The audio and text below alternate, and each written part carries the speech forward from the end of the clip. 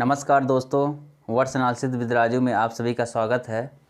तो हम लोग वर्गमूल एवं घनमूल पढ़ रहे थे और लास्ट टॉपिक हम लोग पढ़े थे कि हम यह जानने का प्रयास किए थे कि कौन सा नंबर परफेक्ट स्क्वायर है या कौन सा नंबर नॉन परफेक्ट स्क्वायर है, जिसमें हम ज़्यादा फोकस किए थे नॉन परफेक्ट स्क्वायर पर, क्योंकि आपको बताए थे कि परफेक्ट स्क्वायर की संभावना सिर्फ बनती है और नॉन परफेक्ट स्क्वायर हम कंफर्म कर लेते हैं हाँ ऐसी कंडीशन आने पर ये परफेक्ट स्क्वायर नहीं हो सकता है, मतलब ये श्योर है कि नॉन परफेक्ट स्क्वायर होगा। तो हम थोड़ा उसको बताए थे लास्ट क्लास में। उम्मीद करते हैं आप लोग उस पर बेस्ट सवाल किए होंगे और सवाल आपसे लगे होंगे। चलिए, आज का हमारा टॉपिक है तो वर्गमूल एवं घनमूल से संबंधित, लेकिन कुछ अलग कॉन्सेप्ट है, उसको हम समझाने का प्रयास कर रहे हैं। चलिए, हम कॉन्सेप्ट का नाम बताएं, हम सवाल लगा रहे हैं उसमें आपको समझा रहे हैं, इसके बाद कुछ और भी आगे चीज़ें उसको हम बताने का प्रयास कर रहे हैं। चलिए, सवाल एक हम लगा रहे हैं, इस पर आपको फिर समझा रहे हैं, क्योंकि ये सब क्वेश्चन अक्सर एग्जाम में पूछ लिए जाते हैं। चलिए, जैसे क्वेश्चन क्या है, 5 + 2√6, इसका अगर पूछ लिया वर्गमूल क्या है, वर्गमूल। चलिए, यही सबसे बड़ा क्वेश्चन मिल गया कि वर्गमूल तो खुद ही ये इसके अंदर मतलब स्क्वायर उसका रूट बना है, तो इसका वर्गमूल कैसे निकलेगा। इसका वर्गमूल अब देखिए, आप भी देख रहे हैं ये दो पार्ट में है, एक ए पार्ट है एक ए पार्ट है, यानी इसमें दो पद शामिल है। तो कहीं ना कहीं हो सकता है इसका वर्गमूल भी दो पद में ही आए, तो वो तो बात अलग की है, जब आएगा वो तो देखेंगे। लेकिन आप ये जानिए, अगर ये दो पद में है तो आप क्या हो सकता है, वर्गमूल किसका हम निकालते हैं, वर्गमूल हम उसी का निकालते हैं जो किसी का वर्ग होता है। यानी हम कह सकते हैं ये किसी का वर्ग होगा तभी तो उसका वर्गमूल निकलेगा, जिसका वर्ग होगा वही इसका वर्गमूल होगा। आप समझ रहे हैं बात ना, ये जिसका वर्ग होगा वही तो उसका वर्गमूल होगा, यानी ये किसी न किसी का वर्ग होगा। हमको वो पता करना किसका वर्ग है। चलिए, अगर दो पद में है तो आपको ये पता है एक फार्मूला क्या है, a + b का whole square is equal to a² + b² + 2ab होता है। आप लोग इसको भली भांति पढ़े होंगे, ठीक है। a² + b² + 2ab होता है। तो आप देख रहे हैं क्या इस फॉर्म में कोई चीज़ हमको मिल पा रही है इसमें। अगर इस फॉर्म में अगर ये हो जाए तो हम निकाल लेंगे इसका वर्गमूल क्या है, क्योंकि ये देखिए अगर ये है यही वर्गमूल होता है, बाकी स्क्वायर का वैल्यू ये है। अगर हम पूछें इसका वर्गमूल क्या होगा तो इसका वर्गमूल ये होगा, क्योंकि इसी का वर्ग वो स्क्वायर किए तो ये आया है। चलिए, अब इसकी तुलना हम इससे करेंगे। अगर हम इस फॉर्म में इसको कन्वर्ट कर पा रहे हैं तो हमको मालूम चल जाएगा इसका वर्गमूल क्या है। चलिए, हम करते हैं। देखिए क्या है क्वेश्चन, 5 + 2√6। अब यहाँ से हम कुछ तय नहीं कर पाएंगे कि हम कैसे आगे बढ़ें, लेकिन हमारे पास ये है 2ab। तो आप जान रहे हैं 2ab है, यानी कि 2 तो वैसे ही मल्टीप्लाई कांस्टेंट के रूप में है, a पहला पद में होगा कुछ जो a² b² वाले में है, a है, इसके बाद b है। हमको यही खोजना, अगर ये मिल जाए तो काम बन जाएगा हमारा। चलिए, हम इसमें खोजेंगे।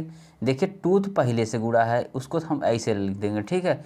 अब ये देखिए √6 है, √6 हम क्या कर सकते हैं, आप दो पार्ट में इसको डिवाइड कर 2ab ना, यानी कि ab का मान यहाँ पर देखिए ab = अब आपके पास √6 है, तो आप इसको दो पार्ट में डिवाइड करेंगे, ठीक है। यानी दो पार्ट मतलब कैसे है, जैसे इनका आप करेंगे अभाज्य गुणनखंड, यानी 6 का।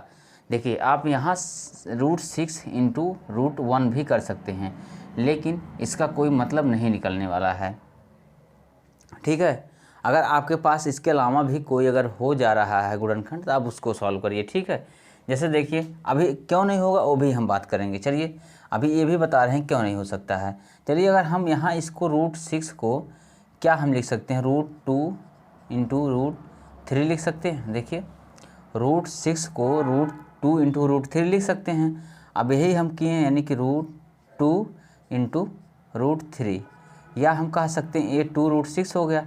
अब देखिए यानी कि इसमें क्या हम बोल सकते हैं, अब देखिए ये हो 2 हो गया, ये a का मान हो गया, a b का मान हो गया, ठीक है। देखिए 2ab का मान हो गया ना। अब यहीं पर हम इसको रख देंगे। अब देखिए, अब आपको पता है a की वैल्यू क्या आई है, √2। अब देखिए ज़रूरी नहीं कि ए की वैल्यू √2 ही हो, √3 भी हम ले सकते हैं, या बी की वैल्यू हम √2 ले सकते हैं, कुछ भी, क्योंकि मल्टीप्लाई में है तो हम कुछ भी कर सकते हैं, इसका उसमें कर सकते हैं। ठीक है, तो चलिए यहाँ तक आप बात समझ गए होंगे। चलिए हम इसको अब कर रहे हैं। आपके पास निकल के A is equal to √2, B is equal to √3। ठीक है, ए आपके पास आ गया। तो फार्मूला क्या है, A square plus B square plus 2ab, यानी ए का स्क्वायर, ए की स्क्वायर हो गया, √2 का स्क्वायर प्लस बी की स्क्वायर, यानी √3 का स्क्वायर प्लस 2 मतलब √2 इंटू बी का मतलब √3। ठीक है, √2 का स्क्वायर मतलब 2, √3 का स्क्वायर मतलब 3 प्लस 2√6, यानी 5 प्लस 2√6। देखिए आपका क्वेश्चन यही निकल के आ गया ना, यानी 5 प्लस 2√6। ये किसकी वैल्यू आई थी? वैल्यू आई थी ये, अब इसको हम इसके सामने क्या लिख सकते हैं, √2 प्लस √3 का whole square is equal to, हो सकता कि नहीं, देखिए √2 प्लस √3 का whole square is equal to √2 का स्क्वायर प्लस √3 का स्क्वायर प्लस 2√2√3, यानी इसका स्क्वायर करने के बाद ये आया था, यानी इसका स्क्वायर ही ये आया है। किसका स्क्वायर? स्क्वायर है √2 प्लस √3 का, यानी यही इसका वर्गमूल होगा। यानी जो क्वेश्चन दिया था, यानी ए दिया था, इसी का वर्गमूल होगा √2 प्लस √3। अब ये आप समझ गए कि आपको, अब देखिए, अब सीधी से भाषा, पहले एक बार समझ लीजिए, फिर हम उसको एकदम मोटा जो होगा बता दे रहे हैं। जैसे क्या था, हमको दिया है 5 प्लस 2√6 दिया है, हमको इसका वर्गमूल ज्ञात करना। हम देख रहे हैं कि 2 पद में है, अगर 2 पद में है तो हमको पता है कि इसका वर्गमूल भी 2 पद में ही आएगा, ज़्यादा चांस है। ठीक है, तो हम सबसे पहले इसमें खोजेंगे, ये हम जानने का प्रयास करेंगे, ये अगर इसका वर्गमूल हमको निकालने को दिया है, इसका मतलब ये किसी ना किसी का वर्ग होगा, वही हमको निकालना है किसका वर्ग है। इसको ज्ञात करने के लिए हमारे पास एक फार्मूला होता है, ए प्लस बी का whole square equal to A square plus B square plus 2ab। बस उसी के आधार पे हम इसका फॉर्म मतलब तुलना करना चाहें तो हम ए और बी हमको नहीं पता है, लेकिन 2ab वाला फॉर्म हमको यहाँ दिख रहा था, 2ab हम तुलना कर दें तो 2 तो कांस्टेंट था ही, उसको तो हम नहीं छेड़ेंगे, लेकिन √6 को हम 2 पार्ट में कर दें, ए इंटू बी में, जिसमें ए की वैल्यू √2 आ गई, बी की वैल्यू √3 आ गई। यानी अब उसको जब हम उसके अकॉर्डिंग हम रखना चालू किए, यानी अब देखिए ए की वैल्यू क्या आई थी, ए की वैल्यू √2 आई थी, अब बी की वैल्यू √3 आई थी, इसी का होल स्क्वायर करेंगे, तो इसी का होल स्क्वायर करने के बाद तो आया है 5 प्लस 2√6। तो इसका मतलब ये इसी का होल स्क्वायर है ए, यानी इसका वर्गमूल स्क्वायर रूट ए, वर्गमूल या स्क्वायर रूट ए है। तो इस तरह से आप निकाल लेंगे। ठीक, चलिए बस इतना आप जानिए। अगर ऐसी कंडीशन आए तो आप 2ab के पीछे भागिए, 2ab जहाँ आपको बन जाए, तो अगर 2 तो पहले से दिया रहता है, इसके बाद ab वाला भी आप पोर्शन उसमें से निकाल सकते हैं, उसका अभाज्य गुणनखंड करके, यानी अभाज्य मतलब सहभाज्य। ठीक है, अब यहाँ हम बोले थे √6 इंटू √1 क्यों नहीं कर सकते। अगर आप यहाँ करने जाएंगे तो ए का मान अगर आप √6 ले रहे हैं, इसका स्क्वायर करेंगे 6 आएगा, बी का मान √1 ले रहे हैं, इसका स्क्वायर करेंगे 1 आएगा। ठीक है, दोनों की वैल्यू आ जाएगी 7। ठीक है, यहाँ पर हमारे पास 7 नहीं था, हमारे पास √2 और √3 ही हमारा सही मिल पाएगा। ठीक है, ये आप समझेंगे जब खुद ही लगाएंगे। ठीक, धीरे धीरे प्रैक्टिस करेंगे, समझ आ जाएगी ये चीज़ें। चलिए इसी में एक क्वेश्चन और हम बढ़ा रहे हैं। ठीक है, चलिए ये तो चीज़ें हो गई, चलिए एक क्वेश्चन और हम बढ़ा रहे हैं इसमें। देखिए आप इसका वर्गमूल निकाल लिए ना, देखिए ए है इसका वर्गमूल, आप ध्यान रखिएगा। चलिए थोड़ा सा क्वेश्चन हम बढ़ा रहे हैं इसी में।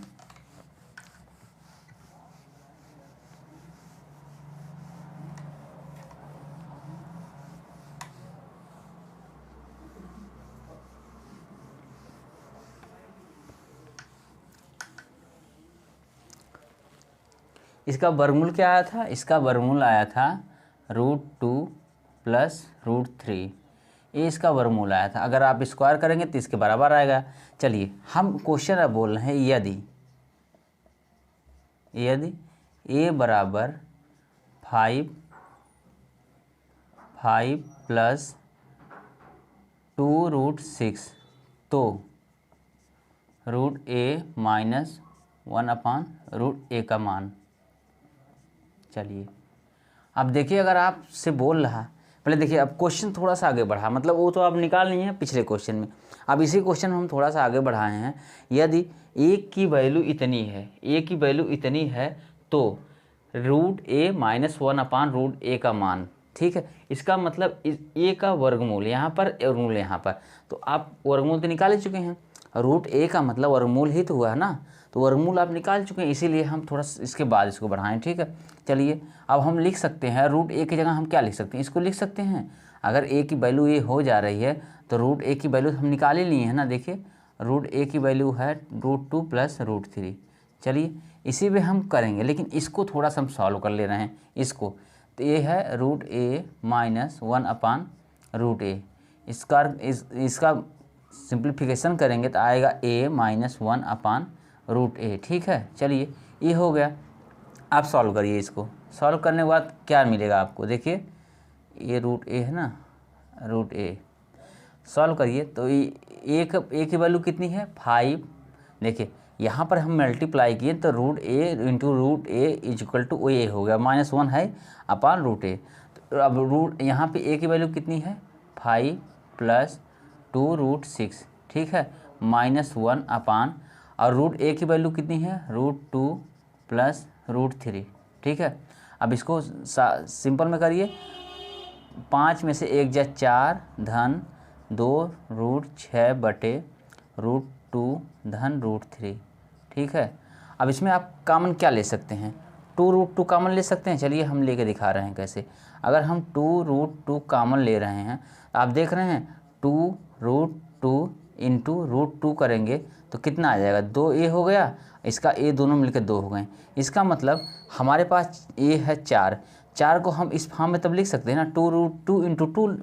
देखिए ये हो गया 2√2 हम कॉमन लिए हैं और √2 में हम गुणा किए हैं, इसका वैल्यू 4 आ गई, यानी कि यहाँ 4 है। तो हम क्या करेंगे, 2√2 को जब हम कॉमन लेते यही तो बचेगा इसमें ना, √2।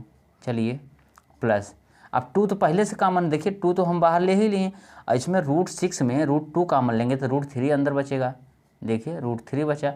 इसके बाद नीचे है ही आपका √2 + √3, ठीक है, एक कट जाएंगे, आपका आंसर आ जाएगा 2√2।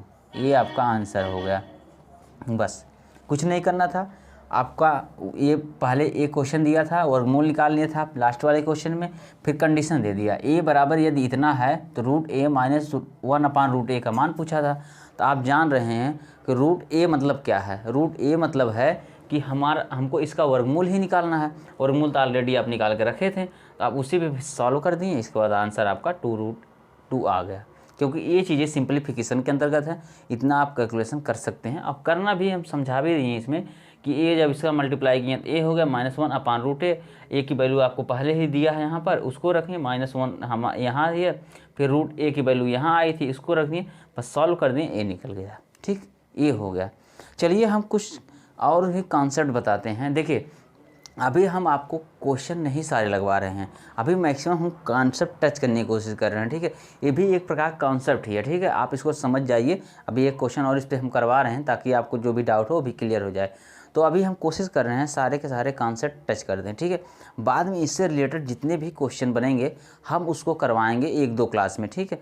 और साथ ही हम कोशिश करेंगे इससे रिलेटेड अगर 2-4 ट्रिक्स कुछ हैं उसकी आधे घंटा 30-40 मिनट जो भी है उसकी अलग से क्लास हम ले लें लास्ट में एक ट्रिक के तौर पर, तो जो आपको समय एग्जाम में बचाए आपकी। चलिए अभी अब जो कॉन्सेप्ट बता रहे हैं उसको आप समझिए, बाकी जो इसका क्वेश्चन होगा इससे रिलेटेड हम आगे आने वाली क्लास में करवाते रहेंगे। अभी आप सिर्फ कॉन्सेप्ट टच करिए, क्योंकि आप सीखेंगे तभी तो सवाल लगाएंगे, और ये ऐसा नहीं जो हम बताते हैं उस पर आप सवाल लगाया करिए। हम तो बताएंगे आगे सवाल लगवाएंगे ही, लेकिन आपको जितना मिल जाए उसके बाद आप सवाल लगाया करिए। चलिए एक क्वेश्चन है, क्या क्वेश्चन है, 14 + 6√5। चलिए बहुत कुछ नहीं है, सिंपल सा क्वेश्चन ये भी है। क्या है, 14 + 6√5 का वर्गमूल ज्ञात करना, ठीक है, वर्गमूल ज्ञात करना। चलिए कैसे, अभी आपको हम सिखाए थे कि आप जब ये 2 पद में हैं तो आप इसको इस फॉर्म में देखिए, a² + b² + 2ab के फॉर्म का है, बस आपको देखना है कहाँ कहाँ छुपा, किस रूप में छुपा है। तो आपको फोकस किस करना था, 2ab पे फोकस करना है, क्योंकि आप ये इसी से निकाल सकते हैं। तो आपके पास ए पद है, देखिए आप अब 2ab इसमें क्यों नहीं कर रहे हैं, क्योंकि आपके पास √5 वाला है, क्योंकि √5 को ही सबसे पहले रूट को ही आप ध्यान देंगे, क्योंकि रूट वाला छोड़ देंगे तो आप बाद में इसको ले कहाँ जाएंगे। तो रूट अगर सॉल्व कर ले रहे हैं आप पहले, तो बाद में रूट हो सकता है आपका स्क्वायर करने के बाद वो पूर्ण नंबर में आ जाएगा। ये तो आप जान रहे हैं, अगर रूट का स्क्वायर हम कर रहे हैं तो पूर्ण नंबर में आ जाता है। इसके पहले a² + b² है, यानी किसका मतलब अगर ये पूर्ण नंबर है तो कहीं ना कहीं रूट का स्क्वायर इसमें होकर ऐड हुआ है। ये तो इसकी बात हो गई। यहाँ पर आप √5 है तो 2ab है, 2ab का मतलब कहीं ना कहीं इसमें √5 ऐड कहीं ना कहीं मल्टीप्लाई हुआ। चलिए इसको हम 2ab के फॉर्म में यहाँ देख रहे हैं। तो हमारे पास 2ab का मतलब क्या होता है, 2 तो हम पहले लिख लिए, अब हमको a × b निकालना है। 2 हमारे पास है, देखिए यहाँ कितना है 6√5 है, तो हमारे पास 2 तो निकल गया। अब 2 निकलने के बाद कितना इसमें बचेगा, 3√5 बचा। तो 3 तो हम ऐसे लिख ले रहे हैं, देखिए 3 तो इसका मतलब हो गया हमारा, इसका गुणनफल हो गया, 3 दूनी 6 हो गया, देखिए 3 दूनी 6 हो गया। इसके बाद बचा √5, देखिए अब क्या इसका मल्टीप्लिकेशन आपका हो गया 6√5 हो गया टोटल। यही तो हम किए ना, 2 तो हमारे फार्मूले में है, देखिए 2 फार्मूले में है, 2 को हम अलग किए। अब क्योंकि हम यहाँ 6 था, जब 2 इसमें हम अलग कर लिए तो 3 ही तो बचा ना, 3√5, 3√5 को हम 3 × √5 लिख सकते हैं। चलिए ये हो गया। इसके बाद आप जान रहे हैं यहाँ पर आप a की वैल्यू कुछ भी ले सकते हैं, b की वैल्यू कुछ ले सकते हैं, यानी कि a की वैल्यू 3 ले सकते हैं या √5 ले सकते हैं, b की भी वैल्यू 3 ले सकते हैं या √5 ले सकते हैं, उसमें से किसी का किसी में कर सकते हैं, क्योंकि दोनों मल्टीप्लिकेशन में है तो हम तय नहीं कर पाएंगे कौन किसका मान है, ठीक है। तो आप कुछ भी ले सकते हैं, लेकिन मान इन्हीं दोनों में से कोई एक रहेगा, ठीक। चलिए यहाँ तक हो गया। अब इसके बाद हम देख रहे हैं, यहाँ देखिए मान लीजिए हमारा a बराबर आ गया 3, ठीक है, अब b बराबर आ गया √5, ठीक। अब इसका a + b का होल स्क्वायर करिए, 3 + √5 का होल स्क्वायर बराबर क्या आ जाएगा, 3 × 3 = 9, यानी 3 का स्क्वायर। चलिए हम पूरा एक बार लिख दे रहे हैं, 3 का स्क्वायर प्लस √5 का स्क्वायर प्लस 2 × a का मान 3 है और b का मान √5, ठीक है। आप इसको कर सकते हैं, 3 × 3 = 9 प्लस 5 √5 के स्क्वायर बराबर 5 हो जाएगा, धन 3 दूनी 6 √5, ठीक है, यानी कि 9 × 5 = 14 प्लस 6 √5, यानी ये देखिए आ गया इसके बराबर जो हमारा क्वेश्चन था। तो किसका स्क्वायर करने पे आया था, आया था 3 धन √5 का स्क्वायर किए थे तो आया था, इसका मतलब यही इसका वर्गमूल हो गया, क्योंकि वर्गमूल का ही स्क्वायर करने पे स्क्वायर आता है या स्क्वायर का रूट करने पर वर्गमूल आता है, ठीक। तो आप ये निकाल ले। आप अगर इस तरह से कोई भी क्वेश्चन दें तो आप बस ये ध्यान दीजिएगा हमको 2ab में कैसे कन्वर्ट करना है, क्योंकि 2ab के सहारे ही हमको a और b की वैल्यू मिल पाएगी। चलिए ये हो गया इस टाइप से क्वेश्चन। अब ऐसे कोई भी क्वेश्चन आएंगे आप लोग लगा लेंगे, ऐसा उम्मीद कर रहे हैं। चलिए हम कुछ अलग कॉन्सेप्ट बता रहे हैं।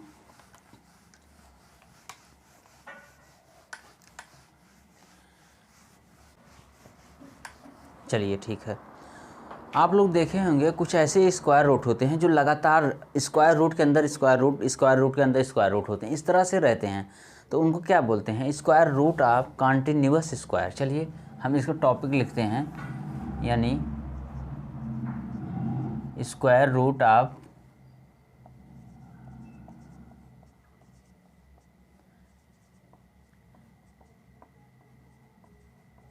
Continuous square. देखिए इंग्लिश की राइटिंग हमारी बहुत बेहतरीन, देख ही रहे हैं कितनी अच्छी है, आप लोग समझ लीजिए, बस इतना ही काफ़ी है। चलिए square root of continuous square, यानी स्क्वायर के अंदर स्क्वायर, स्क्वायर के अंदर स्क्वायर, इस तरह से कुछ हमको दिया रहता है, उसको निकालना रहता है, या आप कह सकते हैं सतत वर्गों का वर्गमूल। चलिए इसको हिंदी में कुछ कह इस तरह से बोल सकते हैं, सतत वर्गों का वर्गमूल। चलिए इसमें कुछ अलग अलग कंडीशन होती है, यानी अलग अलग टाइप के क्वेश्चन होते हैं। कुछ क्वेश्चन ऐसे मिलेंगे कि जो ये वो स्क्वायर रूट होते हैं इन्फिनिटी तक रहते हैं, मतलब उनकी कोई लिमिट नहीं रहती है, वो इन्फिनिटी तक रहते हैं। और कुछ ऐसे होते हैं स्क्वायर रूट होते हैं जो एक नंबर तक रहते हैं, फिक्स नंबर तक, यानी 5 square root, 4 square root, 10 square root, जो भी हो, मतलब वो फिक्स रहते हैं, हाँ इतने स्क्वायर रूट तक हो जाएंगे। इसमें भी कुछ और, जैसे ये तो हो गया स्क्वायर रूट के आधार पर, तो मतलब कितने स्क्वायर रूट हैं, या तो इन्फिनिटिव है या तो किसी नंबर में है, ये चीज़ें हो गई। और कुछ ऐसे होते हैं जैसे उनके बीच में साइन क्या है, यानी लगातार वो मल्टीप्लिकेशन के रूप में आए हैं या प्लस या माइनस के रूप में आएंगे।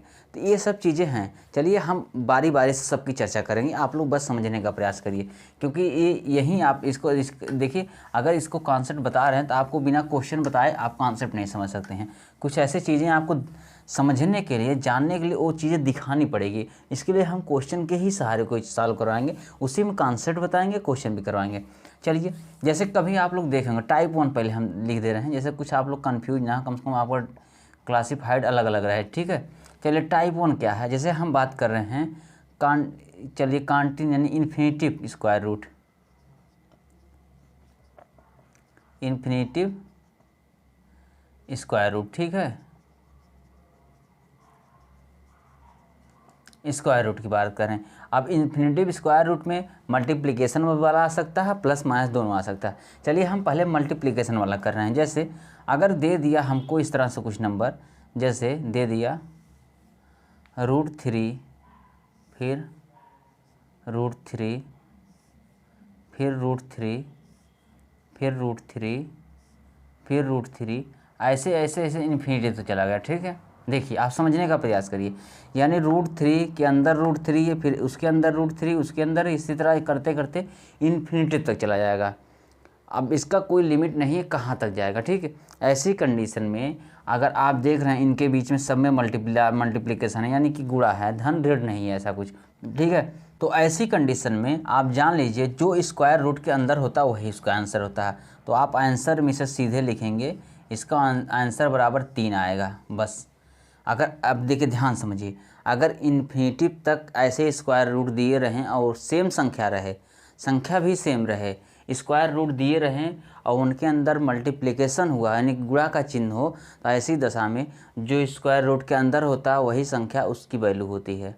यानी अगर यहाँ पर √5 होता तो ये इसका मान 5 हो जाता। बस इतना समझिए आप, आपको कुछ नहीं करना है, बस आपको पहचानना है कि क्वेश्चन कैसा है।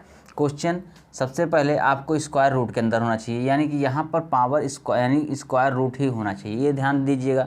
दूसरी बात ये है, ये सारी की सारी स्क्वायर रूट के अंदर स्क्वायर रूट के अंदर स्क्वायर, इस तरह से स्क्वायर रूट बढ़ना चाहिए और प्लस ए इन्फिनिटी तक जाए और उनके बीच में मल्टीप्लाई का चिन्ह हो। तो ऐसी दशा में जो संख्या अंदर रहती है वही उसका आंसर होती है, बस आपको कुछ नहीं करना है। ये फर्स्ट टाइप क्वेश्चन हो गया। चलिए एक हम क्वेश्चन करवा दे रहे हैं। जैसे अगर हम बोल दिए आपसे √7, फिर √7 करते करते इन्फिनिटी तक जाएगा, ठीक है। तो आप इसका आंसर क्या कहेंगे, इसका आंसर सीधे 7 बोल देंगे, बस, और कुछ नहीं करना इसमें। इस तरह से क्वेश्चन ए वाला लगेगा। तो आप लोग अच्छे से समझ लीजिएगा, ध्यान दीजिएगा कि क्वेश्चन पहचान लीजिएगा। अगर ऐसे कोई क्वेश्चन आए तो सीधे सीधे आंसर ए लिख दीजिएगा, मतलब जिस उसके अंदर जो भी संख्या रहेगी वही उसका आंसर बनेगा। तो आप इस बात का ध्यान रखिएगा, ठीक है। चलिए हम नेक्स्ट करवा रहे हैं, नेक्स्ट टाइप क्या है। चलिए ठीक है, इसको मिटा रहे हैं, फिर नेक्स्ट टाइप हम करवा रहे हैं।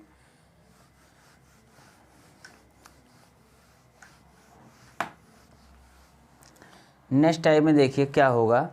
नेक्स्ट टाइप में आपका जैसे अभी तो आप अंदर देखिए मल्टीप्लाई था, अगर हम कह रहे हैं इन सब के अंदर प्लस रहे लेकिन इन्फिनिटी तक वो भी नंबर है। जैसे चलिए हम करके दिखा रहे हैं कुछ। मान लीजिए है ये √6 प्लस फिर √6 प्लस फिर √6 प्लस फिर √6 प्लस ये डैश डैश डैश इन्फिनिटी तक जाए, ठीक। ये भी ऐसी कंडीशन में आप क्या करेंगे, देखिए अभी तक अगर देखे थे आप इन सब के बीच प्लस नहीं था, सीधे सीधे यानी सब मल्टीप्लाई में थे, तो आप सीधे सीधे अंदर का जो होता था उसी को हम लिख देते थे। हाँ, जो अंदर का संख्या है वही हमारा आंसर हो जाता। लेकिन यहाँ सब कुछ सेम है, बस अंतर क्या आ गया, इसमें अंतर आ गया, बीच में सबके प्लस दिया है, मल्टीप्लाई नहीं है। तो इस कंडीशन में आप क्या करेंगे, इस कंडीशन पे आप ये करेंगे कि जो संख्या, देखिए संख्या सेम रहेगी, इतना आप ध्यान दीजिएगा कि अंदर की सारी संख्या सेम ही रहेगी। तो ऐसी कंडीशन में हम दी गई संख्या का सहभाज्य करते हैं, 6 का सहभाज्य, सहभाज्य आप लोगों को हम अच्छी तरह पढ़ाए हैं, अब बताने की ज़रूरत नहीं पड़ेगी। यानी इनको दो ऐसे गुणनखंडों में तोड़ेंगे जो आपस में सहभाज्य हों, ठीक है, यानी आपस में एक दूसरे से ना कटें। चलिए 6 का सहभाज्य हम क्या कर सकते हैं, 3 गुणे 2, देखिए 3 गुणे 2 हम कर सकते हैं, ये 2 खंडों में टूट जाएगी, ठीक है। आप अगर बात करें 6 × 1 भी कर सकते हैं, तो नहीं, मतलब 1 तो सब में कॉमन रहता है ना, तो वो बहुत ज़्यादा इंपॉर्टेंट नहीं है।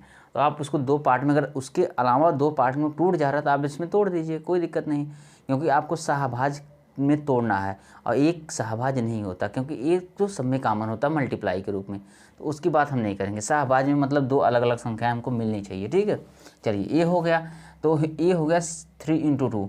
ऐसी कंडीशन में ये कहते हैं, ये जो है ये धनात्मक वैल्यू होती है, धनात्मक वैल्यू होती है, ठीक है, ये धनात्मक वैल्यू होती है, ये ऋणात्मक वैल्यू होती है, ये ऋणात्मक वैल्यू होती है। तो हमारा आंसर हमेशा बड़ा वाला, जो बड़ा रहेगा वो धनात्मक होता है, छोटा ऋणात्मक होता है। चलिए हम लिख दे रहे हैं, यानी बड़ा बराबर धनात्मक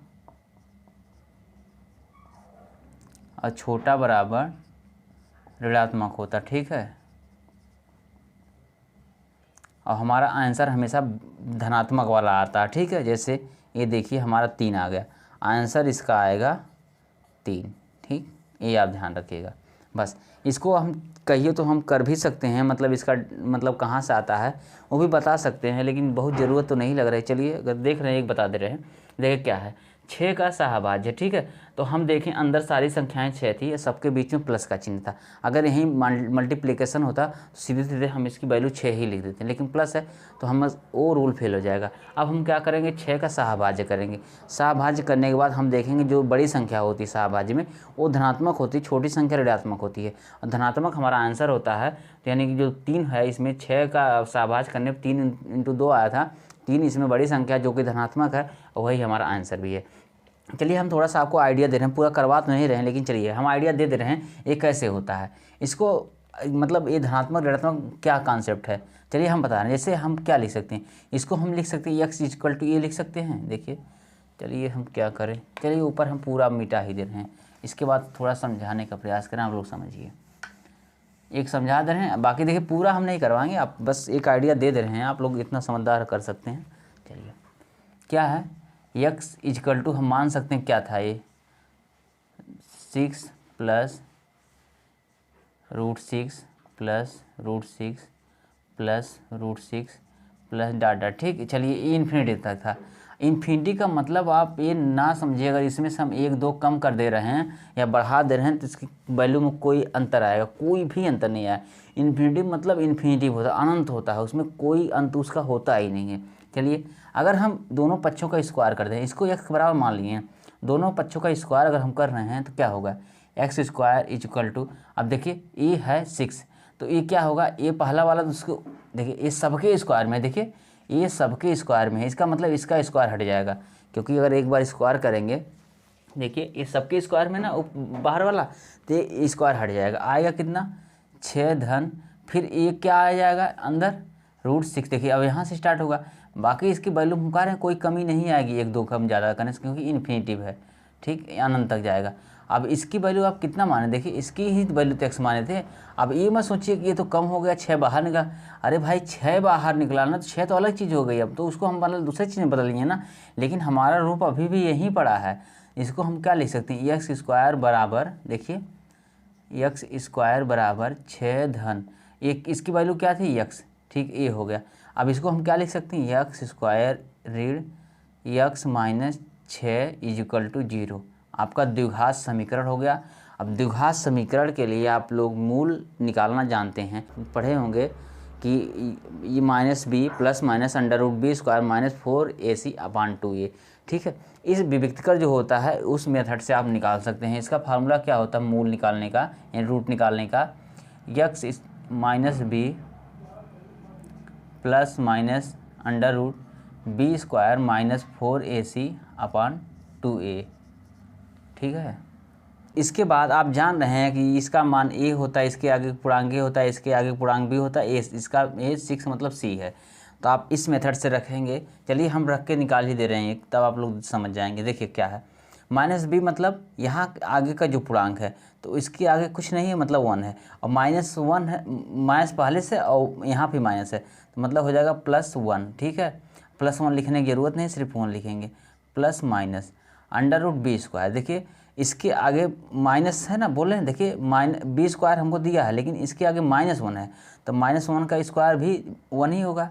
फिर -4ac, माइनस ए है, अब माइनस देखिए -a है, c का भी मान -6 है, और a का मान वहाँ 1 है। ठीक है, तो माइनस माइनस प्लस, अब +4ac मतलब 4 6 चौको 24 बटे यहाँ पर 2a का मान 1। ठीक हो गया, यानी कि 1 + -√24 से 25 बटे 2। ठीक है, अब देख रहे हैं यहाँ 25 बटे 2 हो गया, इसका मतलब हम लिख सकते हैं 1 ± 5 बटे 2, यानी हम प्लस लेंगे तो आ जाएगा 6 बटे 2, जिसका मान आता है 3। इसके बाद हम माइनस लेंगे तो -4 बटे 2 आया, जिसका मान आता है -2।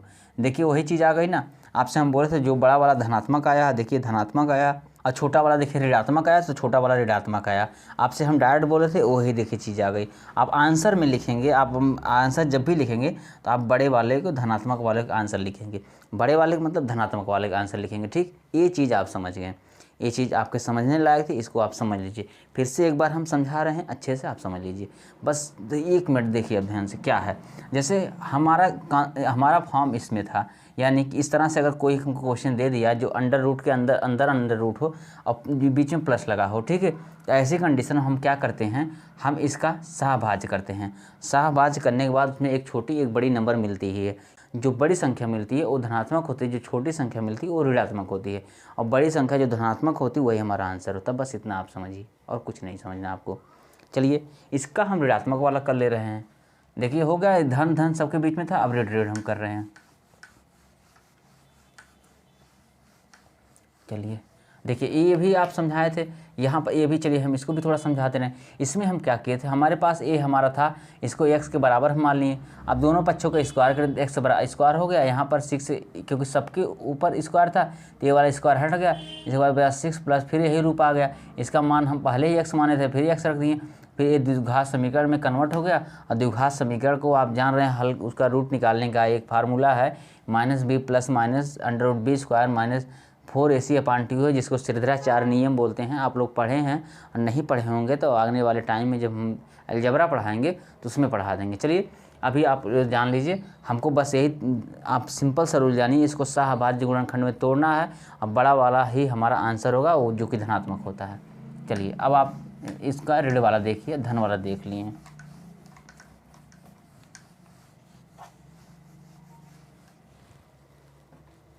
जैसे कि क्या है, अब मान लीजिए अभी तक हमारे पास वो धन था, अब ऋण वाला आ गया, जैसे दे दिया करड़ी में 12 ऋण, करड़ी में 12 ऋण, फिर करड़ी में 12 ऋण, मान लीजिए फिर ऐसे जाएगा, अनंत तक जाएगा। ठीक है, इसका मान हमको ज्ञात करने के लिए बोलेगा, तो कैसे मान ज्ञात करेंगे। सब कुछ सेम है, जो आप प्लस पढ़ेंगे वही माइनस में भी सब कुछ सेम करना है, थोड़ा सा लास्ट में चेंज करना है। सब कुछ चेंज करने का मतलब पहले आप इसका क्या करेंगे, सहभाज्य, 12 का सहभाज्य। चलिए सहभाज्य करिए तो क्या होगा, 12 का सहभाज्य करेंगे आपका आएगा 4 × 3। लेकिन देखिए वहाँ पर था प्लस वाला, यहाँ माइनस वाला है। अगर हम आपसे कहें 4 के आगे हम माइनस लगा रहे हैं और 3 के आगे हम माइनस लगा रहे हैं, इसमें बड़ी संख्या कौन सी है। बहुत लोग कहेंगे 4 बड़ी है, क्योंकि 4 तो बड़ी है। नहीं भाई, माइनस के आगे लग गया तो माइनस लग गया तो संख्या छोटी हो गई। इसमें जो छोटी संख्या होती है वही बड़ी संख्या होती है, उसी को हम धनात्मक मानते हैं। ठीक है, अब यहाँ बात समझिए, क्योंकि अगर दोनों के आगे हम माइनस लगा दे रहे हैं तो उसमें बड़ी संख्या कौन हमारे पास बच जाती है, उसमें बड़ी संख्या हमारी जो छोटी होती है वो बड़ी बच जाती है। अब हम पीछे पढ़े थे, जो बड़ी संख्या होती है वही धनात्मक होती है। तो आप जान लीजिए, आप समझने के लिए समझिए, ऐसा है एक्चुअल में किस हद तक सही है वो बात अलग है, लेकिन आपको हम समझा रहे हैं ताकि आपको काफ़ी टाइम तक याद रहे। तो आप इसमें जान लीजिए, इसमें जो नेगेटिव वाला होता है, अगर छोटी वाले के सामने आप नेगेटिव लगा रहे हैं और बड़ी वाले के सामने नेगेटिव लगा रहे हैं तो छोटी वाली बड़ी रहेगी, क्योंकि उसका कम नेगेटिव रहेगा। नेगेटिव वैल्यू कम रहेगी तो आप जान रहे हैं वो बड़ी संख्या होगी। तो यहाँ पर इसमें क्या करते हैं, जो छोटी होती है उसको हम धनात्मक मानते हैं, यानी ये बन जाएगा यहाँ पर धनात्मक, ठीक है, और ये बन जाएगा ऋणात्मक। अब आपको अगर नहीं यकीन हो रहा है तो आपको अभी जो पीछे वाला हम रूल बताए थे सिद्धाचार्य सूत्र वाला, कि आप इसको द्विघात समीकरण में कन्वर्ट करिए, इसके बाद आप निकालेंगे तो भी आ जाएगा। इसमें भी आपसे हम बताया था जो धनात्मक होता है उसी की वैल्यू हम आंसर में लिखते हैं। तो यहाँ पर आंसर कितना हो जाएगा, आंसर आ जाएगा आपका 3। ठीक, देखिए क्यों, सब कुछ सेम था, धन जो था पीछे वाला सब कुछ वही करना था। वहाँ पर हमारे पास सिंपल रूल था, धन था तो हमको बड़ी वाली धनात्मक संख्या थी तो उसको आंसर लिखे थे। यहाँ ऋण है, सब में अंदर ऋण है तो हमको इसमें भी वही काम किए, सहभाज्य में कन्वर्ट किए। इसके बाद इसमें जो छोटी वाली संख्या होती वो हमारी धनात्मक संख्या होती, बस उसी को हमको लिखना है आंसर के रूप में, बस ये चीज़ हो गई। चलिए कुछ और हम बात करते हैं इसी काम, देखिए ये सब कॉन्सेप्ट अलग अलग टाइप आप लोग ध्यान रखिएगा, ठीक है। चलिए कुछ ऐसे टाइप हैं जिसके बारे में हम बात कर रहे हैं कि वे इन्फिनिटिव नहीं होते हैं, कुछ नंबर तक होते हैं। यह सीरीज उनकी इन्फिनिटिव नहीं जाएगी। जैसे हम बात कर रहे हैं, अगर हम आपसे कह दिए करड़ी में 3, फिर करड़ी में 3, फिर करड़ी में 3, फिर करड़ी में 3, कितनी बार, देखिए इन्फिनिटिव होने जा रहे हैं। आप इस बात का ध्यान रखिएगा कि अगर इन्फिनिटिव रहेगा तो या तो ऐसे करके ये दिया रहेगा, और नहीं दिया रहेगा तो आपके यहाँ डैश डैश डैश जरूर लगाया रहेगा। इस बात का आप लोग ध्यान रखिए इन्फिनिटिव के केस में। लेकिन इन्फिनिटिव नहीं रहेगा तो बहुत साफ़ सुथरा दिखेगा आपको, यहीं तक सब कुछ रहने के बाद सब उधर साफ है, कुछ दिक्कत नहीं है, और बहुत लंबा चौड़ा भी नहीं देगा, पास में ही देके ख़त्म कर देगा सब, ठीक है। ऐसे रहेगा कुछ क्वेश्चन। चलिए इसमें आप क्या करेंगे, देखिए सब स्क्वायर रूट में है, यानी कि घात 1/2 कह सकते हैं, या कह सकते हैं सबका वर्गमूल निकालना है, ठीक है। वर्गमूल निकालना है तो कैसे आप क्या करेंगे इसके लिए देखिए आपको करना क्या होता है। इसके लिए आप देखेंगे, काउंट करेंगे कितना वर्गमूल, घात कितनी है, मतलब वर्गमूल कितनी बार आया है, 1 बार, 2 बार, 3 बार, 4 बार, वर्गमूल 4 बार आया, ठीक। ये आप जानिए, यानी n की वैल्यू हम 4 लिख सकते हैं, ठीक है। ये है वर्गमूल, यानी n बराबर क्या है, n बराबर नंबर ऑफ स्क्वायर रूट्स, यानी कि स्क्वायर रूट की कितनी संख्या है, स्क्वायर रूट कितना है, 4 है। इस कंडीशन में क्या करते हैं हम, जो बेस रहता है, बेस की पावर, यानी हम करेंगे 2 की पावर n - 1/2 की पावर n, ये हमारा फार्मूला इसका होता है। आप लोग इस चीज़ का ध्यान रखिएगा, 2 की पावर n - 1/2 की पावर n। चलिए कैसे होगा, मान लीजिए इसका बेस क्या, अंदर वाला चीज़ यही है हमारे, देखिए जो अंदर रहता है वही बेस बनता है, अंदर क्या है 3। इसके बाद हम ऊपर क्या लिखेंगे, 2 की पावर n - 1, n बराबर कितना दिया है, n बराबर दिया है हमको 4, ठीक है, n बराबर 4 दिया है, तो यानी कि 2 की पावर 4 ऋण 1/2 की पावर 4। अब इसको हम लिख सकते हैं 3 की घाते 2 की घाते 4 मतलब 16, 16 में से 1 जा 15/16, यानी 3 की घाते 15/16 इसका आंसर हो जाएगा, ठीक। अगर आप सॉल्व करना चाह रहे हैं तो इसको कर भी सकते हैं। चलिए हम थोड़ा सा इसको एक बार सॉल्व करके दिखा रहे हैं कैसे आता है। चलिए ऐसे तो नॉर्मली इसको सब नहीं बताते हैं कोई भी जल्दी, चलिए फिर भी हम बता रहे हैं क्योंकि आप लोग जानेंगे तो काफ़ी टाइम तक इसको याद रखेंगे। चलिए संख्या 3 बार थी, ठीक है, यानी कि नंबर एक कितने 4 बार इसके वो थे। आपको पता है ना गुणा में घातें जुड़ती हैं, ये तो आप जानते हैं ना, बस उसी कॉन्सेप्ट को करना है। चलिए हम ले रहे हैं इसको, अंदर से सॉल्व करेंगे हम, ठीक है। 3 ये है, करड़ी में 3 ये है, ठीक है, यानी कि 3, इसको हम क्या लिख सकते हैं, 3 की घाते 1/2 लिख सकते हैं। देखिए अरे रूट का मतलब ही घात 1/2 होती है, ठीक है। अब देखिए अंदर की हम बात कर रहे हैं, इसकी पावर 1 है, इसकी पावर 1/2 है। चलिए इसको आप ध्यान से रखिएगा क्योंकि इसी से सब निकलेगा, √3, फिर √3 इंटू हम रूट, इसको अंदर है, इसको हम क्या कर सकते हैं, 3 की पावर 1 और आधा मतलब 3/2, ठीक है। देखिए 3/2 हो गया। अब इसकी पावर 3/2 है, तो आप जब इसको खोलेंगे तो ये भी पावर 1/2 में आ जाएगी। चलिए ध्यान से आप समझिए, क्योंकि ये तो हम एक्स्ट्रा हम समझ जैसे बता रहे हैं, लेकिन फिर भी आप लोग समझ लीजिए क्योंकि थोड़ा तेज़ बता रहे हैं। अब देखिए यहाँ तक तो हम उतार लिए, लेकिन इसको अगर हम सॉल्व करना है, इस रूट को हटाएंगे तो हमारा क्या होगा, 3 की पावर 1, देखिए 3/2 तो पहले है, 3/2 तो इसका मान है, लेकिन जब रूट हटाएंगे तो इसका भी तो मान 1/2 आ जाएगा, ये 1/2 हो गया। चलिए आप फिर देखिए इसके अंदर √3 इंटू क्या हो गया, अब देखिए 3 की पावर यहाँ देखिए 3/4 हो गया, क्योंकि दोनों गुणा में है तो 3/4 हो गया, 3/4 हो गया। अब देखिए ये है 3 की पावर 1 और गुणे 3 की पावर 3/4। यहाँ दोनों गुणा में हम क्यों किए? क्योंकि दोनों एक ही घात पे थे, यानी दोनों का आधार एक ही था। देखिए यहाँ पर आप ये नहीं करेंगे दोनों एक ही आधार, नहीं, दोनों सेम संख्या है लेकिन आधार दोनों का अलग अलग है। इसका आधार अलग है, इसका आधार अलग है, लेकिन यहाँ पर देखिए दोनों का आधार एक ही था, इसलिए हम डायरेक्ट गुणा किए।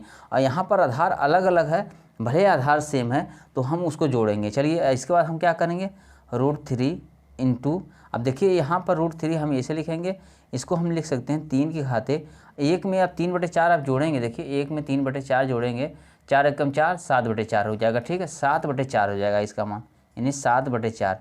तो देखिए यहाँ पर हो गया, आप यहाँ आगे बढ़िए फिर √3, इसके बाद अब देखिए, अब इसको आप जब सॉल्व करेंगे इस रूट को हटाएंगे तो पहले 3 घाते 7/4 तो पहले है। ठीक है, इसके बाद आप जो इसका रूट हटाएंगे तो इसका मान 1/2 होता कि नहीं, रूट का मान आपको बता दिए। चलिए ये हो गया √3 इंटू 3 की घाते 7 एकम 7/8, ये हो गया। ठीक है, अब इसको आप सॉल्व करिए, सॉल्व करेंगे कैसे होगा, ये 3 घाते 1 गुणे 3 घाते 7/8। अब इसको आप ऐड करिए, 1 धन 7/8, 8 7 15, 15/8। ठीक है, इसका मान हो गया कड़ी में 3 घाते 15/8। अब जब इस कड़ी को हटाएंगे आप 3 गुणे 15/8 गुणे कड़ी का मान 1/2 होता ही है। ठीक, चलिए तो हो गया 3 घाते 15 एकम 15, 8 दूनी 16। देखिए यही आंसर यहाँ भी आया, यही आंसर यहाँ भी आया। यहाँ आपको हम डिटेल में करके दिखा दिए कैसे आता है। जनरली ये कोई नहीं बताता कैसे आता है, ठीक है, लेकिन आप लोग जान लीजिए, क्योंकि आप लोग को थोड़ा सबसे अलग बनना है। अलग क्यों बनना है भाई, कंपटीशन का ज़माना है तो आपको अलग बनना ही पड़ेगा। थोड़ा सा एडवांस नहीं जानेंगे तो कैसे करेंगे, बस ऐसे ही आता, कुछ बहुत बड़ी चीज़ नहीं है। मतलब जानने के लिए सब लोग जानते हैं, लेकिन नॉर्मली सब इग्नोर कर देते हैं, बताते नहीं।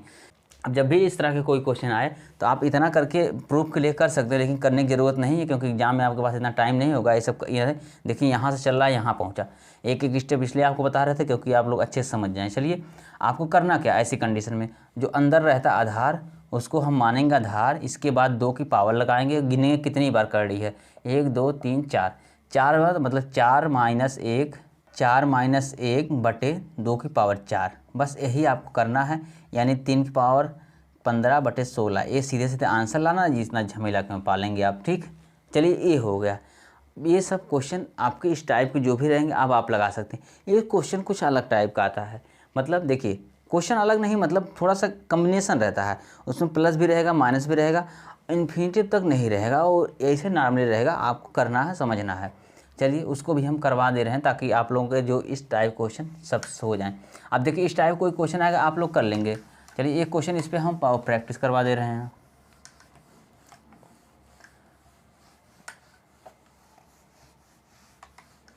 जैसे अगर हम बोल दें आपसे कि है √5, ठीक है, इस तरह बोल दें, इसका मान क्या होगा।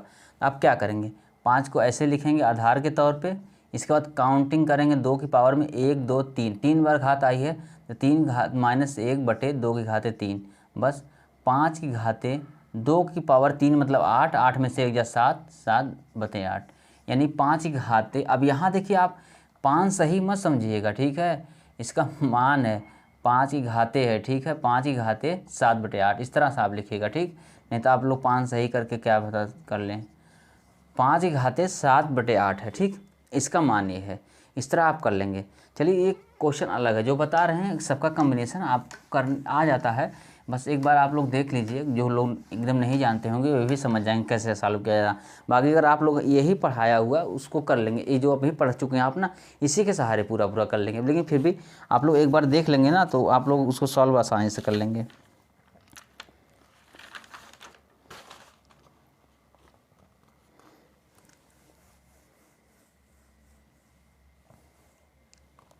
चलिए इसके पहले एक टॉपिक छूट रहा, बस एक जो पिछला ही टॉपिक छूट रहा था इसको हम करवा दें, इसके बाद करवा रहे हैं। जैसे पिछले में अभी हम लोग पढ़े थे कि जो इस तरह से पढ़ रहे थे, जैसे 6 धन √6 धन इन्फिनिटिव तक, ये वाला पढ़े थे ना। तो ये ऐसी कंडीशन में था जब हमारे पास संख्याएँ क्या होती थी, संख्याएं हमारी पूरी तरह मतलब शाहभाज में विभक्त हो जाती थी, यानी शाहभाज गुणनखंडों में टूट जाती थी। ऐसे कंडीशन में हम क्या करते थे, इसका शाहभाज करते थे, बड़ी संख्या को हम लिख लेते थे उसके रूप में। किसके रूप में? उसके आंसर के रूप में। लेकिन अगर हमारे पास ऐसी संख्याएं जिनका शाहभाज हो ही ना, जैसे 5 धन 5 धन 5 धन, इस तरह से इन्फिनिटी तक जाए, ठीक है। ऐसी कंडीशन में आप क्या करेंगे? ऐसी कंडीशन में आपको हम एक चीज़ बताए थे, इसको x बराबर मान के हम सॉल्व कर सकते हैं, आ जाएगा, लेकिन वो थोड़ा लंबा पड़ जाएगा। तो आप लोग सिंपल से ऐसी कंडीशन में फार्मूला रटिएगा। फार्मूला क्या है? अब इसको हम डिराइव नहीं करेंगे क्योंकि निकला हुआ सीधा 4 से ही निकला है, बस शॉर्ट फॉर्म में, क्योंकि b का मान हमेशा 1 ही आएगा। तो कुल मिला जुला के आप शॉर्ट फॉर्म में उसको कर पाएंगे, ठीक है। चलिए आप समझने का प्रयास करिए, ठीक। जैसे उसका फार्मूला सीधे सीधे आप जानिए। अब इसका मान आएगा 4a + 1 a रूट में +1/2। इसका मान ये है प्लस के लिए, यानी कि अब इसको हम क्या कर सकते हैं, देखिए 5 है ना, a = 5 है, तो 5 चौको 20 1 21 √21 + 1/2, ये इसका आंसर आ जाएगा, ठीक। आप करके देख लेंगे, उस तरह से करेंगे तो भी आएगा वही। तो हो सकता है आपका 60 में आ जाए, कट पिट के थोड़ा छोटा आ जाए, और नहीं इसी फॉर्म में आ जाएगा, ठीक है। यानी कि आप फार्मूला रखिएगा √4a + 1, इसके बाद बाहर +1/2 है। a का मान जो अंदर दिया रहेगा वही होगा।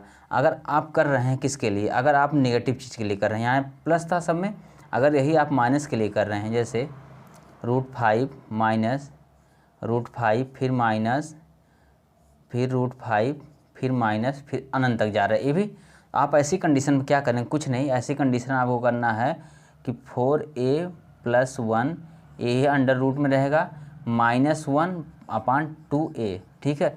ए का नहीं, 2a नहीं, सिर्फ ए रहेगा, ठीक है। देखिए यहाँ पर अंतर कहाँ हुआ, यहाँ पर प्लस था, यहाँ पर माइनस है, यहाँ एक जुड़ रहा था, यहाँ एक घट रहा था, बाकी सब कुछ सेम चीज़ें हैं। आप यहाँ सीधे सीधे कर सकते हैं, 5 चौको 20 1 21 और √21 -1/2, ये आपका आंसर आ जाएगा इसकी कंडीशन में। तो आप लोग जानिए, अगर आपका ऐसी कंडीशन में शाहभाज गुणनखंड हो रहा तो आप सीधे सीधे शाहभाज गुणनखंड करिए, जो बड़ा मान आएगा वही आंसर आपका हो जाएगा पॉजिटिव के लिए। नेगेटिव के लिए शाहभाज गुणनखंड करिए, जो छोटा मान होता है उसको धनात्मक वहाँ बोलते हैं, वह धनात्मक वैल्यू होती है, वही उसका आंसर होता है, नेगेटिव के लिए होगा। लेकिन अगर इस कंडीशन ऐसी कोई कंडीशन आ जाए तो आप क्या करेंगे, जो पॉजिटिव वाले नंबर के लिए आप ये फार्मूला अपनाएंगे। यहाँ देखिए पॉजिटिव के लिए रहेगा √4a + 1 +1/2 रहेगा। ए की वैल्यू क्या है, ए की वैल्यू अंदर की संख्या है। नेगेटिव के लिए यानी जिसमें सब माइनस दिया रहेगा उसमें भी हम यही करेंगे, √4a + 1, यहाँ पर -1/2 कर देंगे। बस इतना करना, आपको कुछ नहीं करना, ये चीज़ है। और बाकी आप चीज़ें आपको अगर दिक्कत हो रही तो आप इस नियम से, इस फार्मूले से आप उसको बाहर निकाल के पूरा तरह कर सकते हैं, ठीक है। इसको पूरे विस्तार में भी कर सकते हैं, और शॉर्ट में आप इस मेथड से कर लीजिएगा, क्योंकि आपको ज़्यादा भटकना नहीं पड़ेगा, नहीं तो आप बहुत ज़्यादा कितना टाइम लगाएंगे, इससे आप तुरंत कर लेंगे। चलिए ये चीज़ें हो गई। इसके बाद हम बात कर रहे हैं एक अलग टाइप के क्वेश्चन की, जो अभी करवाने वाले थे, लेकिन अचानक से ध्यान आया ये छूट गया था। छूटा क्या था, मतलब बताने के लिए जो हम शिष्टाचार वाला कॉन्सेप्ट बता दिए, तो जान लीजिए वो सबका है, सबके अंदर, सब उसी के अंदर में आ जाएगा। यानी जो x मान के हम कर रहे हैं सब उसी के अंतर्गत आएगा। लेकिन ये थोड़ा जैसे ना बोलते हैं घुमा फिरा के, क्या सीधे जो काट छाँट के जो बचा हुआ चीज़ है, मतलब जहाँ मेन हमको कैलकुलेशन करनी है वही आ रहा √4a + 1, क्योंकि आप जब वहाँ करके देखिएगा आप खुद ही निष्कर्ष निकाल लेंगे कि यहाँ √4a + 1 +1/2 क्यों आ रहा है, और खुद ही आप समझ जाएंगे। बस हम वहीं डायरेक्ट बता दिए, इसी पर आप रख लीजिएगा। चलिए एक क्वेश्चन जैसे हम आपको बता रहे हैं क्या है, जैसे इस तरह से है, √5 + √11 प्लस फिर क्या है √19 + √29 + √49। चलिए अगर ऐसा क्वेश्चन आपको दे दे तो आप क्या करेंगे? आप ऐसा क्वेश्चन करने के लिए आप बिल्कुल ही मत घबराइए, यहाँ से आप कुछ नहीं कर सकते हैं, क्योंकि 5 को क्या करेंगे, क्योंकि 5 में कुछ निकल रहा नहीं निकल रहा, 11 में कुछ निकल रहा नहीं निकल रहा, लेकिन आप देख रहे हैं 49 में कुछ ना कुछ निकल जा रहा है, क्योंकि 49 का √7 होता है। तो आप अंदर से हल करिए, ठीक है। आप ऐसे हल करते हुए चलिए हम अंदर से हल करेंगे इसको। √5 ऐसे लिखेंगे, प्लस √11 भी ऐसे लिखेंगे, प्लस √19 ऐसे लिखेंगे, प्लस √29 प्लस, अब 49 का देखिए 49 ना, 49 का वर्गमूल कितना होगा 7 होगा, ठीक। यानी कि अब यहाँ आप देखिए, अब ये तो आपके कैलकुलेशन ऊपर डिपेंड करता है आप एक साथ कितना कर पा रहे हैं। देखिए अब 29 तो पहले था, अब यहाँ 49 का वर्गमूल 7 होगा, तो आप जोड़ सकते हैं 29 और 7 36 जोड़ के सीधे सीधे लिख सकते हैं, या 29 + 7 आप लिखेंगे, अगले स्टेप में आप यहाँ 36 करेंगे, तो कोई बहुत मतलब नहीं निकलेगा, आप सीधे करिए। चलिए जैसे यहाँ 29 है, 29 के बाद वर्गमूल 49 का 7 आएगा, तो दोनों के बीच में प्लस है, तो 29 7 36 हो जाएगा। चलिए यहाँ आप सीधे सीधे कर लीजिए। अब आगे बढ़िए, 5 धन करड़ी में 11 धन। अब देखिए अब यहाँ 19 है, आप जान रहे हैं इसका 36 का वर्गमूल 6 आएगा, और 19 और 6 जोड़ेंगे 25 आ जाएगा। आप क्यों एक स्टेप बढ़ाएंगे। अब देखिए फिर वही करिए, 5 धन फिर 11। आप जान रहे हैं 11 यहाँ पर है और 25 का वर्गमूल 5 आएगा, ठीक है। 25 का वर्गमूल 5 है, 11 5 हो जाएगा 16, ठीक 16, ठीक है। इसके बाद आप क्या करेंगे, आपको पता है 5 ये है, अब प्लस 16 का वर्गमूल कितना हो जाएगा 4 हो जाएगा, ठीक है। अब देख रहे हैं आप ये 5 धन 4 यानी 9, करड़ी में 9, और करड़ी में 9 का आप अच्छी तरह मान जा रहे हैं, आंसर आएगा 3, यानी करड़ी में 9 की वैल्यू आती है 3, यानी 3 का वर्ग कह सकते हैं 9, या 9 का वर्गमूल कह सकते हैं 3।